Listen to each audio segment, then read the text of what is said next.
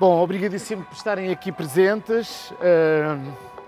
É uma honra para mim estar aqui em frente da AIP, dos sócios da AIP e do trabalho do diretor de fotografia, que é um trabalho que eu prezo imenso.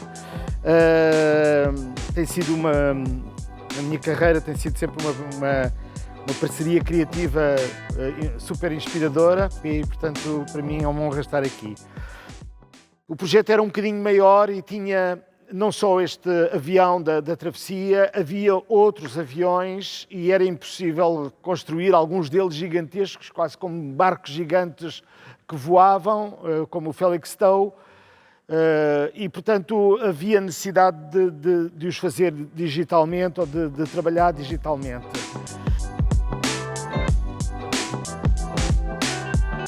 Houve muito trabalho dentro da discussão conceptual. Nestas séries que eu tenho feito de época, há sempre um trabalho de como mostrar, de como fazer, de como construir o universo. Nós tínhamos este espaço. Este espaço era um decor, portanto, funcionava como um armazém do Sarmento Beijo, não é? Do Sarmento Beijo. Do grupo da JAR do Exército. Só por uma curiosidade, não havia Força Aérea na altura, não é?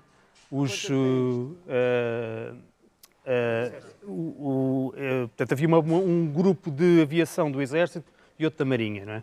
Esta era a parte do que falava, portanto, relativa ao Exército. O que nós tivemos fazer foi um croma. Era um espaço que, apesar de ser grande, como se mete um avião deste tem 12 metros de envergadura, torna-se uma coisa bastante mais pequena, né? Não chega. E nós fizemos pusemos um croma e... Deixa só mais uma, desculpa lá. Pronto, e tínhamos esta geringonça, que é construída pela decoração, onde fizemos os planos aproximados dos atores. Talvez o mais aberto que eu tenha feito seja uma coisa parecida com isto. Até porque eu tinha um problema, não é? Que era... Estava limitado em relação ao tamanho dos ecrãs. Os ecrãs tinham 100 metros quadrados, eram qualquer coisa como 12 por 8 metros. Eu na altura tinha pensado até fazer em 16 metros, mais na horizontal do que na vertical. Mostra lá só o próximo vídeo, só para vocês perceberem aqui um bocadinho a máquina infernal que isto era.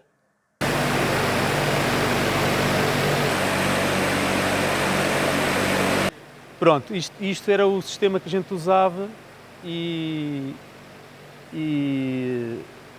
pronto, quem levava com mais vento, por acaso, era eu, né, que estava a operar a câmara, e um outro desgraçado que ficava a agarrar um frame.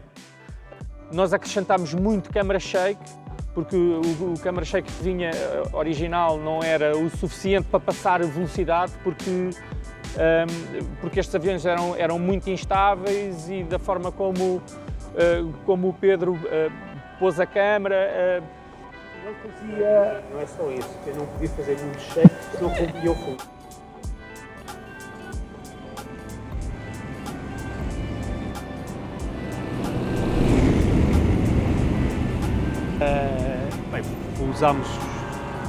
Fizemos, sei lá, horas de fundos de drone e filmar o mar, e mesmo assim eram poucas, era pouco tempo. Se um dia forem filmar fundos, filmem 1 hora, faço clipes de 1 hora, e mesmo assim vai ser pouco. Por uma razão muito simples, quando os atores estão a representar, a gente quando filma os fundos não sabe quanto tempo é que a take vai ter, não é? E então, muitas vezes os atores começam a filmar e recomeçam a cena. Quando recomeçam a cena, de repente, fez um salto no fundo e isso aconteceu várias vezes. Isto foi o final, foi o que foi para o ar.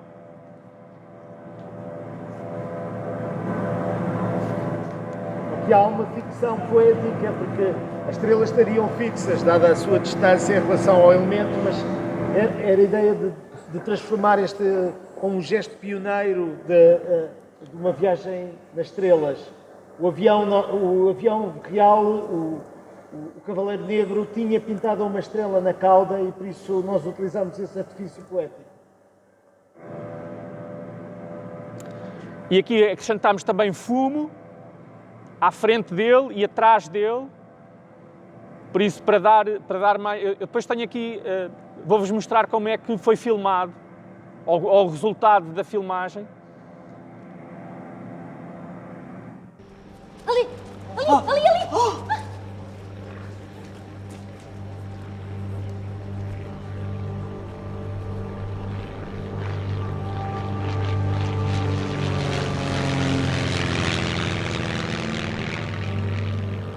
Primeiro mortal a tocar nas estrelas.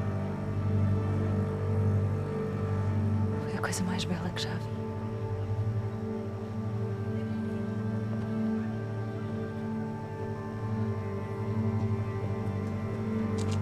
Tem de escrever sobre isto.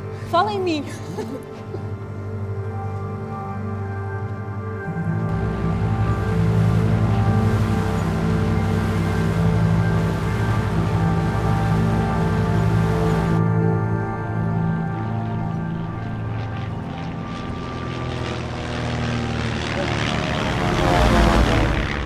Eu vou parar aqui porque este foi um dos primeiros desafios que o Fernando nos apresentou. Ele disse-nos que ele queria retratar este primeiro voo noturno e falou em termos de um plano da Praça do Comércio à noite.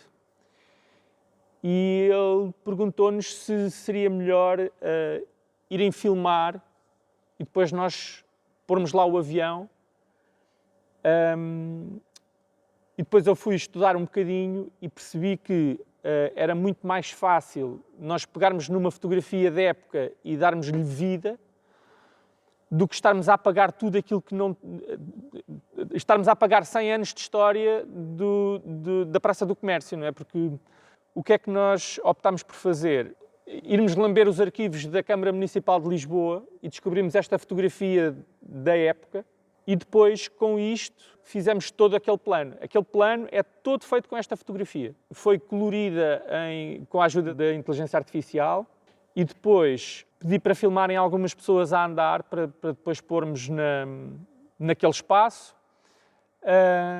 E depois, uma coisa que eu me lembrei que podia dar movimento também foi um elétrico, que nós fomos buscar também aos arquivos da Câmara e que utilizámos depois colorido e pronto, e com estes, na realidade com estes 3 elementos conseguimos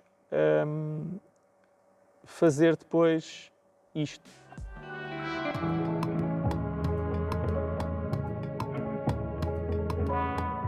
Mais do que o próprio feito de eles terem conseguido fazer a travessia do Atlântico Sul, eu estava muito interessado sobre a ligação homem-máquina e a ideia de que esse trabalho alterasse o futuro.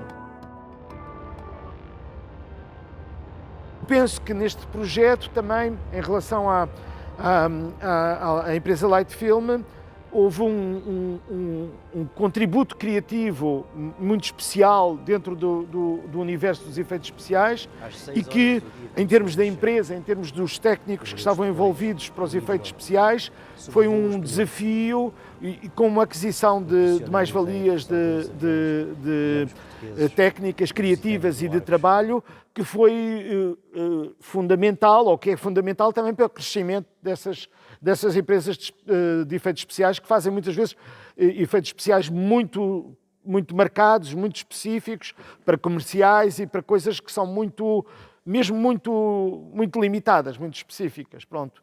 E foi isso. Obrigado.